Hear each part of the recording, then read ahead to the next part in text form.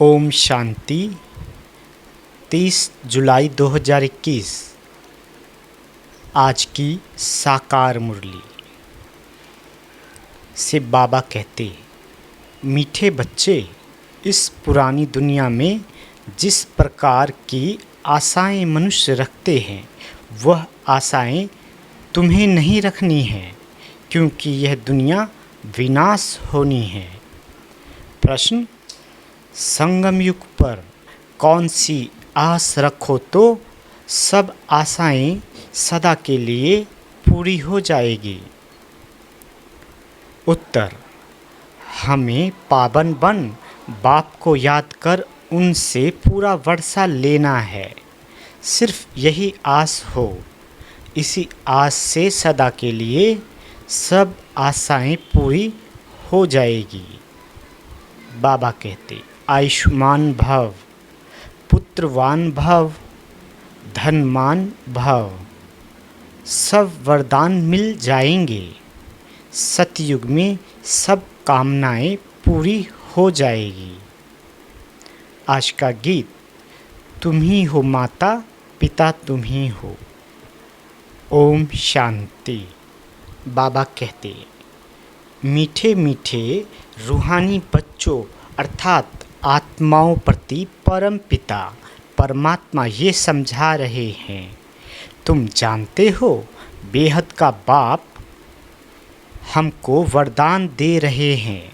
वो लोग आशीर्वाद देते हैं, पुत्रवान भव, आयुष्मान भव, धनवान भव। अब बाप तुमको वरदान देते हैं, आयुष्मान भव, तुम्हारी आयु बहुत बड़ी होगी। वहाँ पुत्र भी होगा तो वह भी सुख देने वाला होगा। बाबा कहते, यहाँ जो भी बच्चे हैं दुख देने वाले हैं। सतयुग में जो बच्चे होंगे सुख देने वाले होंगे। अभी तुम बच्चे जानते हो बेहद का बाप बेहद सुख का वर्षा दे रहे हैं। बरोबर हम आयुष्मान धनवान भी बनेंगे। अभी कोई भी कामना दिल में नहीं रखनी है। तुम्हारी सब कामनाएं सतयुग में पूरी होनी है। इस नरक में कोई भी कामना नहीं रखनी है। धन की भी कामना नहीं रखो। बाबा कहते, बहुत धन हो, बड़ी नौकरी मिले, ये भी जास्ती तमन्ना नहीं रखना है। पेट तो एक पाव रोटी खाता है, जास्ती लोभ में नहीं रहना है। बाबा कहते, जास्ती धन होगा तो वह ख़त्म हो जाना है। बच्चे जानते हैं बाबा हमको स्वर्ग का मालिक बनाते हैं। अब बाप कहते हैं, दे दान तो छूटे ग्रहण। कौन सा दान दो? यह 5 विकार है, यह दान में देने हैं तो ग्रहचारी छूट जाए और तुम 16 कला संपूर्ण बन जाओ। बाबा कहते, तुम जानते हो हमको सर्वगुण संपन्न 16 कला संपूर्ण यहाँ बनना है। 5 विकारों का दान देना पड़ता है। बच्चों को बाप कहते हैं, मीठे बच्चों, आस कोई भी नहीं रखो सिवाय बेहद के बाप से बेहद का वर्षा लेने।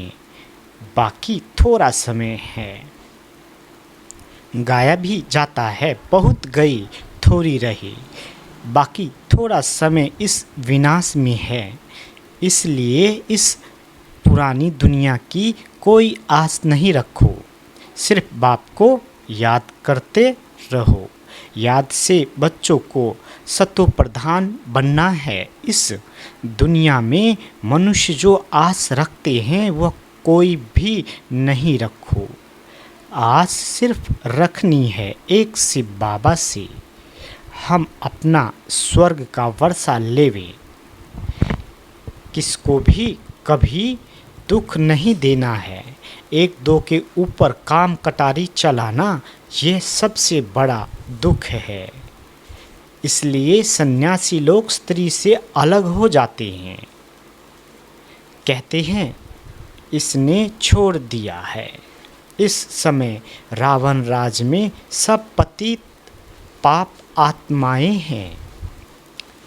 बाबा कहते, अभी समय बहुत कम है, तुम अगर बाप की श्रीमत पर नहीं चलेंगे तो श्रेष्ठ नहीं बनेंगे।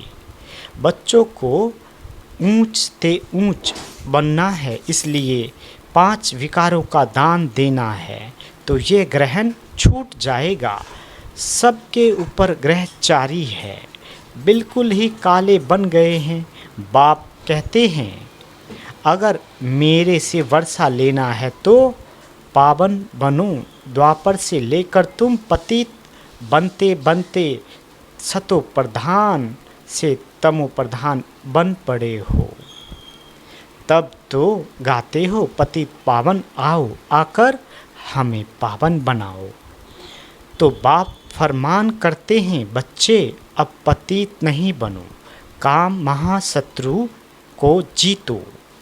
इससे ही तुमने आदि मध्य अंत दुख को पाया है। बाप कहते हैं, तुम स्वर्ग में बिल्कुल पवित्र थे, अब रावण की मत पर तुम पतित बने हो। तब तो देवताओं के आगे जाकर उन्हों की महिमा गाते हो कि आप सर्वगुण संपन्न, संपूर्ण निर्विकारी और हम विकारी हैं।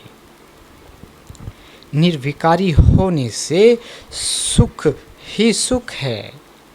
बाप कहते हैं, अब हम आए हैं तुम बच्चों को निर्विकारी बनाने। अब तुम बच्चों को सब इच्छाएं छोड़नी हैं, अपना धंधा धोरी आदि भल करो और 1-2 को ज्ञान अमृत पिलाओ। गाया भी जाता है, अमृत छोड़ विष काहे को खाए। बाप कहते हैं, कोई भी कामना नहीं रखो, हम याद की यात्रा से पूरे सतो प्रधान बन जाएंगे। 63 जन्म जो पाप किए हैं वह याद से ही खल्लास होंगे। अब निर्विकारी बनना है, भल माया के तूफान आए परंतु पतित नहीं बनना है। मनुष्य से देवता बनना है। तुम ही सतो प्रधान पूज्य देवता थे, फिर तुम ही पूज्य से पुजारी बनते हो। बाबा कहते, हम निरोगी थे फिर रोगी बनते हैं, अब फिर से निरोगी बन रहे हैं। जब निरोगी थे तो आयु बड़ी थी, अब तो देखो बैठे बैठे मनुष्य मर जाते हैं। तो कोई भी आस नहीं रखनी है, यह सब छी आशाएं हैं। बाबा कहते, कांटे से फूल बनने के लिए तो एक ही फर्स्ट क्लास आस है। बाप कहते हैं, मुझे याद करो तो पुण्य आत्मा बन जाएंगे। इस समय सबके ऊपर राहु का ग्रहण है, सारे भारत पर राहु का ग्रहण है। फिर चाहिए बृहस्पति की दशा, तुम जानते हो अब हमारे ऊपर बृहस्पति की दशा बैठी है। भारत स्वर्ग था ना, सतयुग में तुम्हारे ऊपर बृहस्पति की दशा थी, इस समय है राहु की दशा। अब फिर बेहद के बाप से बृहस्पति की दशा मिलती है। बृहस्पति की दशा में 21 जन्मों का सुख रहता है। त्रेता में है शुक्र की दशा। जितना जो याद करेंगे, बहुत याद करेंगे तो बृहस्पति की दशा होगी, ये भी समझा दिया है। अब सबको वापस घर जाना है, इसलिए बाप को याद करते रहो तो विक्रम विनाश हो और तुम उड़ने लायक बनो। बाबा कहते, माया ने तुम्हारे पंख काट दिए हैं, अब तुमको मिलती है ईश्वरीय मत, जिससे तुम सदा सुखी बनते हो। बाबा कहते, ईश्वरीय मत पर तुम स्वर्ग के मालिक बनते हो, विश्व की बादशाही ले रहे हो। ईश्वरीय मत मिलती है कि बाप को याद करो तो अंतमतिशो गति हो जाएगी। याद से ही विक्रम विनाश हो जाएंगे, पवित्र बन जाएंगे। पवित्र आत्मा ही स्वर्ग के लायक बनेगी। वहाँ तुम्हारी शरीर भी निरोगी होगा, आयु भी बड़ी होगी, धन भी बहुत होगा। बाबा कहती, वहाँ कभी धर्म का बच्चा नहीं बनाते। बाप कहते हैं आयुष्मान भव, संपत्तिवान भव, पुत्र भी एक जरूर होगा। इस समय बाप सभी को धर्म का बच्चा बनाते हैं। तो फिर सतयुग में कोई धर्म का बच्चा होता नहीं, एक बच्चा एक बच्ची है। योग बल से पूछते हैं वहाँ बच्चे कैसे पैदा होंगे, वहाँ है ही योग बल। बाबा कहते ड्रामा में नूंद है, सतयुग में सब योगी हैं। कृष्ण को योगेश्वर कहा जाता है, ऐसे नहीं कि कृष्ण योग में रहते हैं, वो तो पूरा पवित्र योगी है। ईश्वर ने सबको ये योगेश्वर बनाया है, तो भविष्य में योगी रहते हैं। बाप ने योगी बनाया है। योगियों की आयु बड़ी रहती है, योगी भोगी की आयु छोटी होती है। ईश्वर ने बच्चों को पवित्र बनाए, योग सिखाकर देवता बनाया है।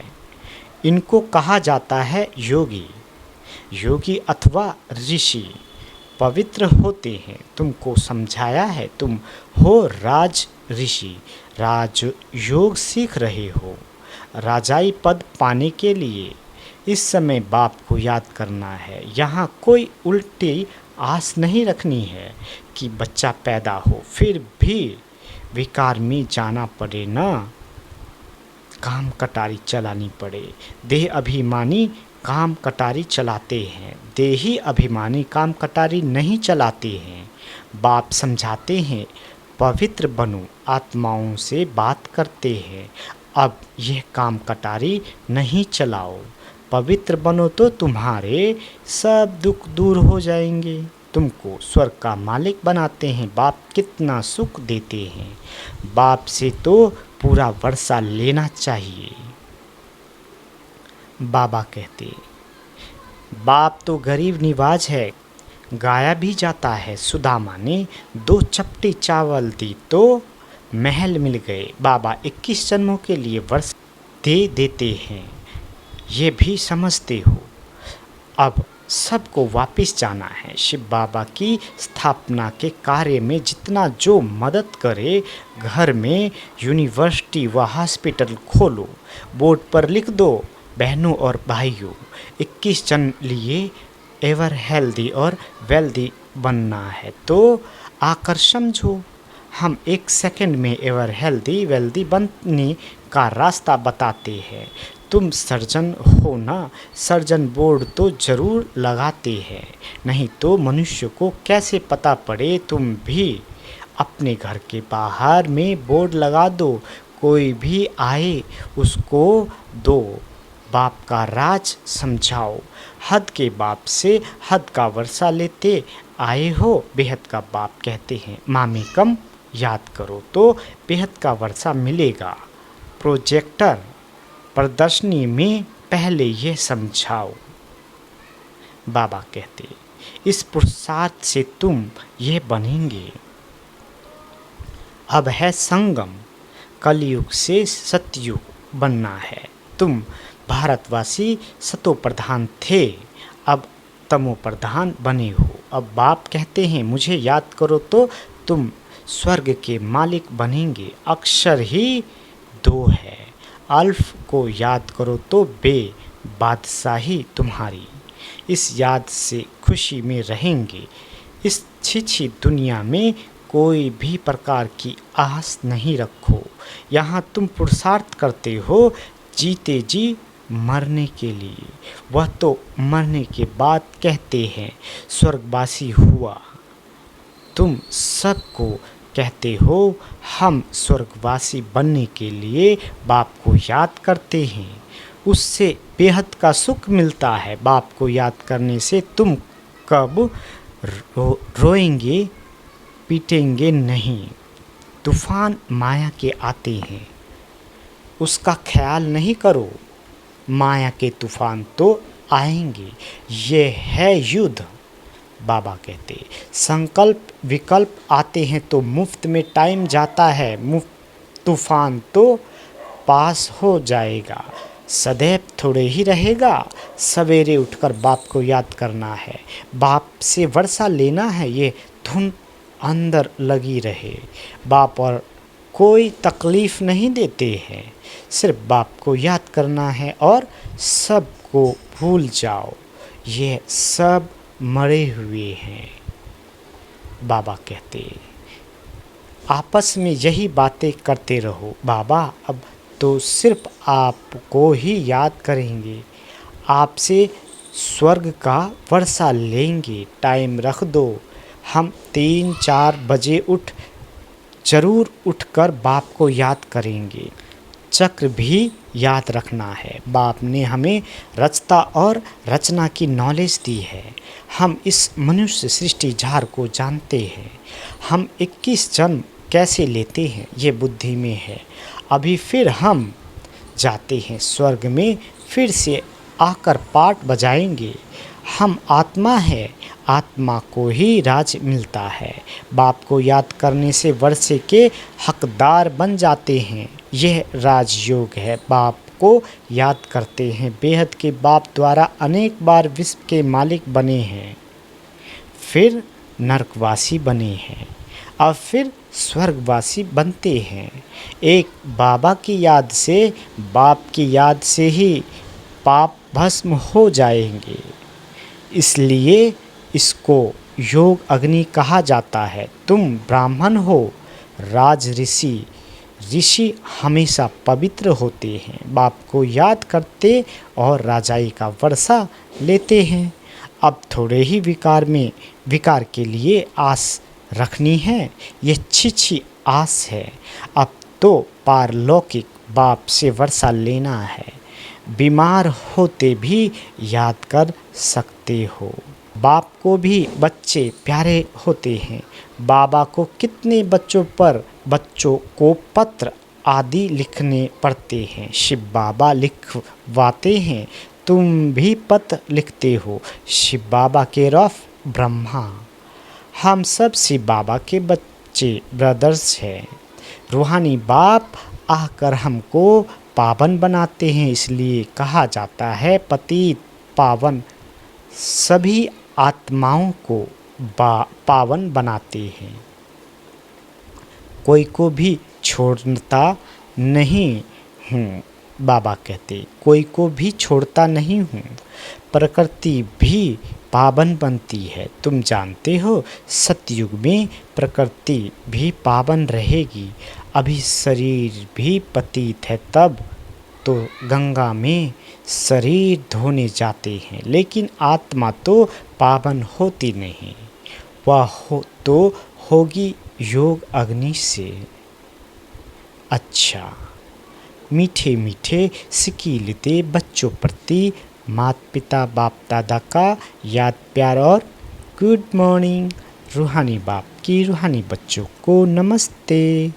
हम रूहानी बच्चों की रूहानी माता पिता बाप दादा को याद प्यार गुड मॉर्निंग और नमस्ते मीठे बाबा नमस्ते। धारणा के लिए मुख्य सार।